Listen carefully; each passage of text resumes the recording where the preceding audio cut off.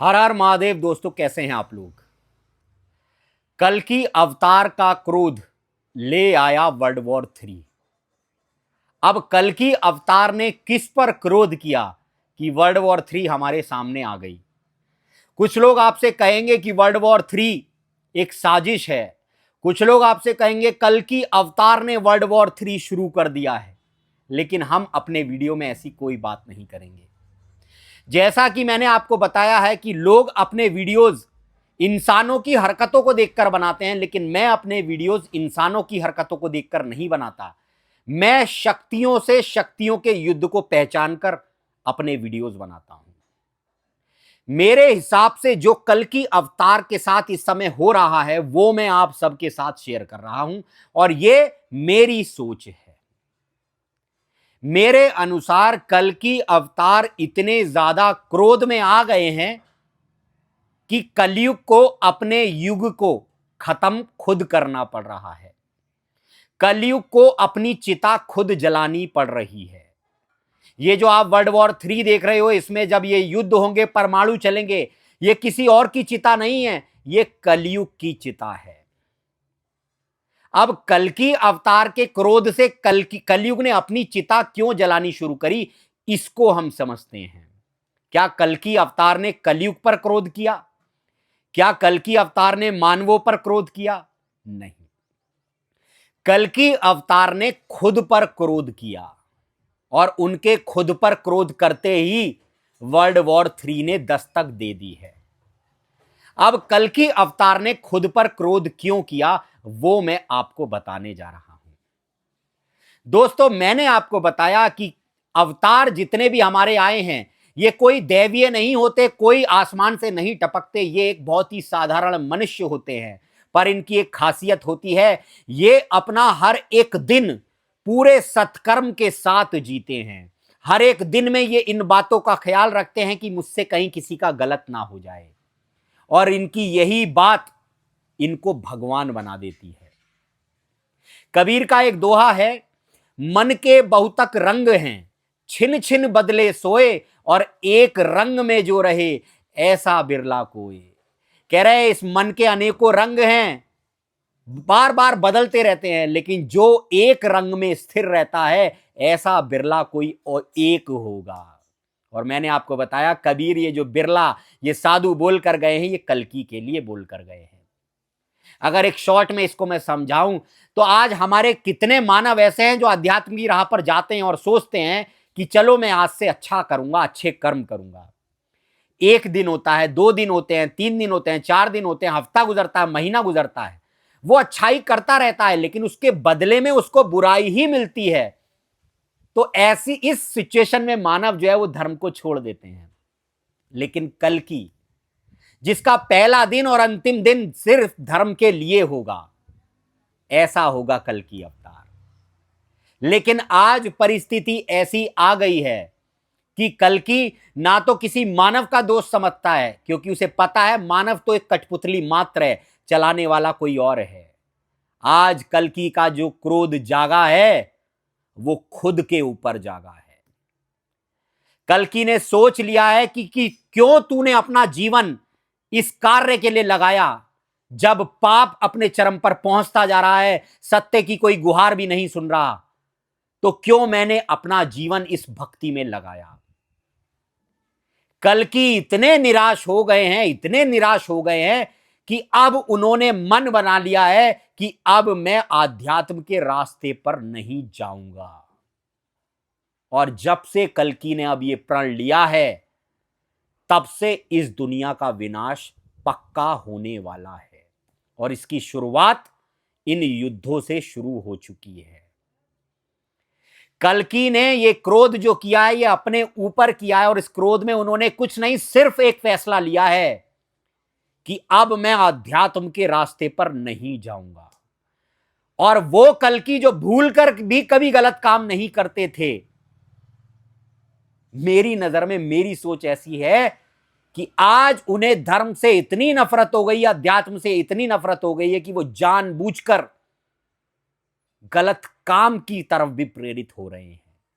हालांकि गलत वो ऐसा कुछ नहीं करेंगे, लेकिन वो इस पूरी कुदरत को चिढ़ाने के लिए कि मैंने तुम्हारा रास्ता छोड़ दिया है, छोटे छोटे गलत काम करना शुरू कर देंगे। और ये देखकर वो पार ब्रह्म क्रोधित होगा, ये बात कलयुग को पता है। इसीलिए कलयुग ने अपनी चिता खुद जलानी चालू कर दी है। लोग आपसे कहेंगे, कोई वीडियो बनाएगा, देखो वर्ल्ड वॉर 3 होने वाला है, भविष्यवाणी का में जो लिखा था वो पूरा होने वाला है, ये पूरा होने वाला है, वो पूरा होने वाला है। लेकिन मैं इन चीजों पर बात नहीं कर रहा हूं। ऐसी चीजें सुनने के लिए कई वीडियोज आपके पड़े हैं।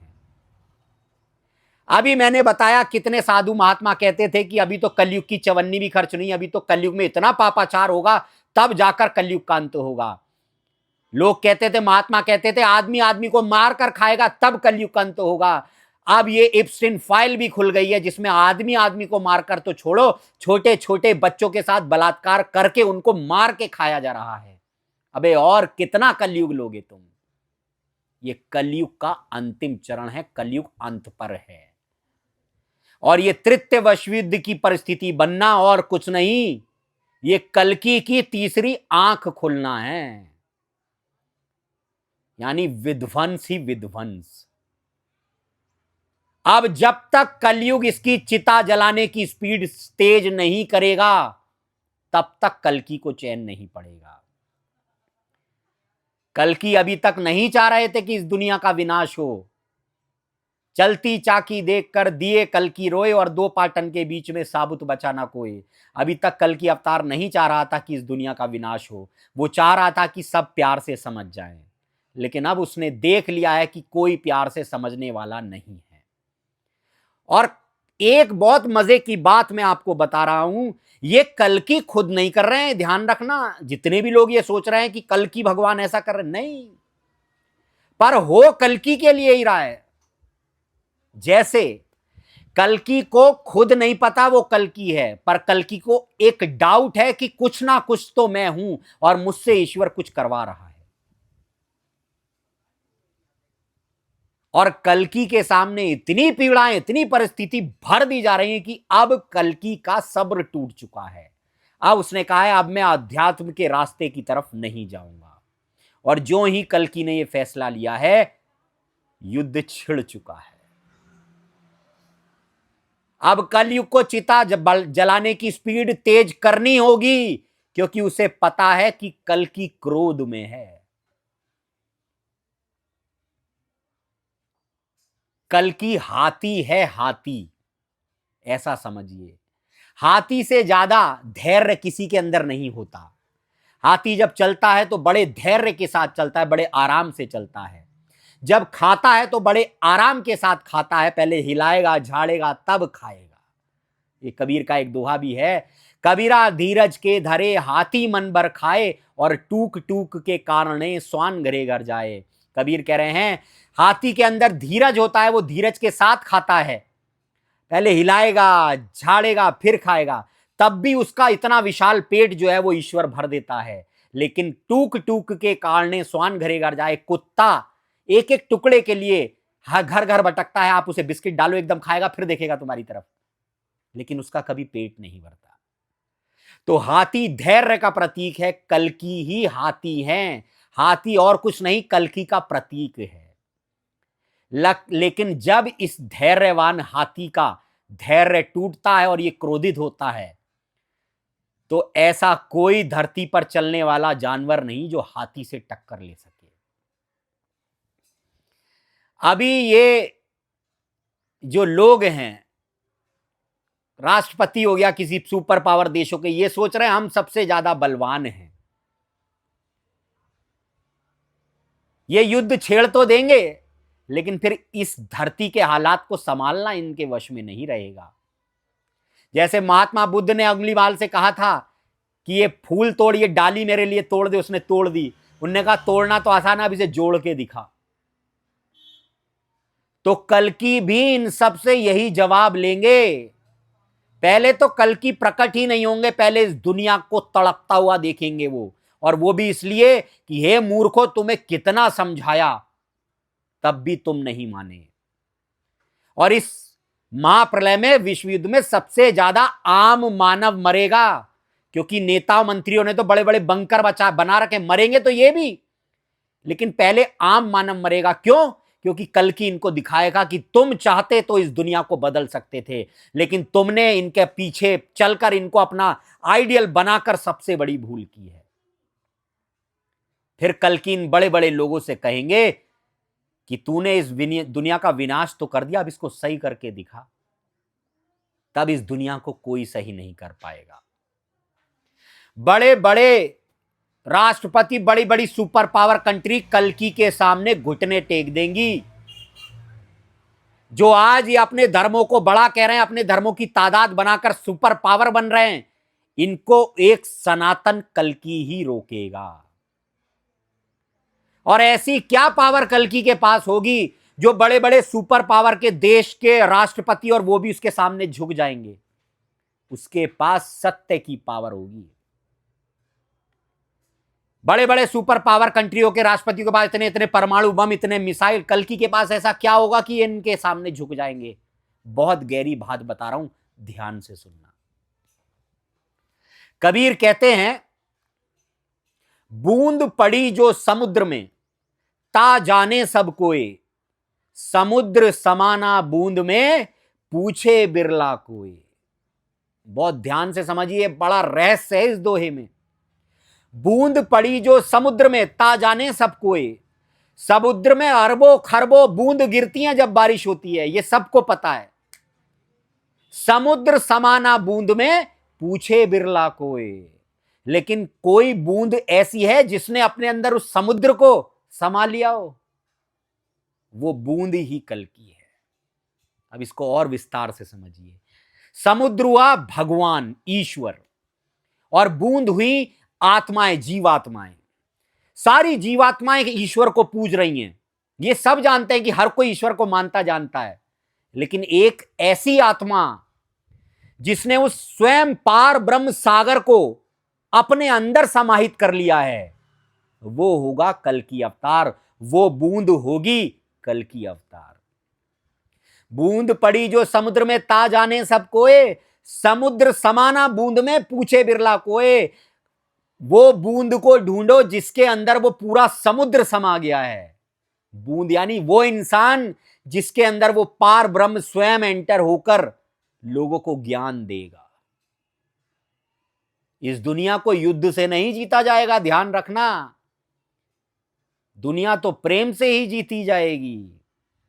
और कल्कि क्यों सारी दुनिया को एक कर देगा, क्यों विश्व युद्ध को रुका देगा, क्यों भारत विश्व गुरु बनेगा? क्योंकि कल्कि के पास ही ये जवाब है कि तुम सबका ईश्वर एक है। कल्कि और कुछ नहीं करेगा, वो सबको बता देगा तुम सबका ईश्वर एक है। मुस्लिमों को उनकी कुरान से समझाएगा, क्रिश्चियनों को उनकी बाइबल से समझाएगा, सनातनियों को उनके वेद शास्त्रों से समझाएगा, और सिख धर्म वालों को उनके श्री गुरु ग्रंथ साहिब से समझाएगा। तब समझाएगा कि ये तुमने क्या रायता फैला दिया। तब सारी दुनिया उसके सामने झुकेगी। लेकिन मेरे दोस्त, वो कोई चमत्कारी नहीं होगा, वो ऊपर से नहीं टपकेगा, वो घोड़े पर सवार होकर नहीं आएगा, एक साधारण इंसान होगा। लेकिन वो इंसान जिसने अपने जीवन में जब से ईश्वर को माना है, जब से ईश्वर को जाना है, मान तो वो पहले भी रहा था, लेकिन जब से ईश्वर को जाना है, अपनी जानस्थाई में उसने हर एक दिन को पूरे सत्कर्म के साथ जिया है, वो इंसान होगा कल्कि अवतार। और ये युद्ध कल्कि कर रहे हैं या कल्कि की लीला है, बकवास है। क्योंकि कल्कि को भी नहीं पता मैं कल्कि हूं, लेकिन कल्कि को आभास है। और कल्कि जैसे जैसे क्रोध में आते जाएंगे, जैसे जैसे उनका क्रोध बढ़ता जाएगा, धैर्य टूटता जाएगा, ये दुनिया आग के गोले में बदलती जाएगी। ये वही समय चल रहा है। ज्यादा कुछ नहीं कहूंगा, बस यही कहूंगा, बचेगा वही जिसके अंदर सत्य होगा। वो नहीं बचेगा जो कल्कि को ढूंढ रहा है, वो नहीं बचेगा जो कर्मकांड में लगा हुआ है, वो नहीं बचेगा जो त्रिसाल संध्या कर रहा है। बचेगा वही जिसके अंदर सत्य होगा। वीडियो अच्छा लगा हो तो चैनल को सब्सक्राइब करें, क्योंकि यहां पर आपको रियल वीडियोस मिलते हैं, लाइक करें वीडियो को, चैनल को सब्सक्राइब करें, वीडियो को शेयर करें, हो सके कोई भाई तो हमारे चैनल को फाइनेंशियली सपोर्ट करें। हर हर महादेव।